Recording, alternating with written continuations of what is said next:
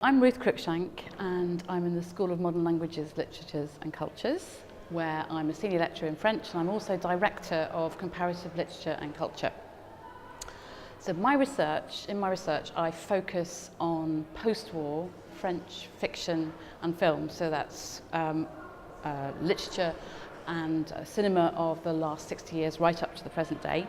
And my particular focus is on the impact of consumerism and globalization on culture and how that reflects on our ideas about identity. So ideas of identity including individual identity, the way we look at other people, sexual identity, racial identity, national identity, ideas like that.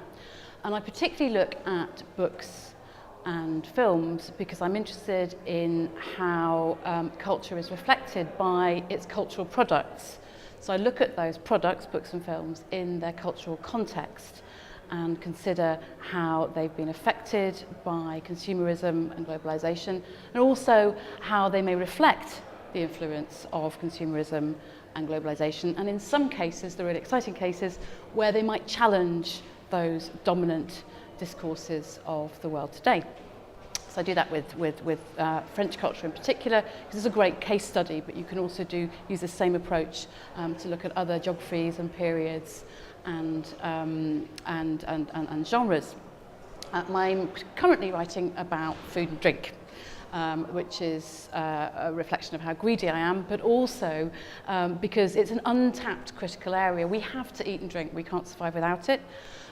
But eating and drinking, of course, is really helpful for filmmakers and novelists because they use it to structure their work. Also, it's a wonderful conveyor of symbolism.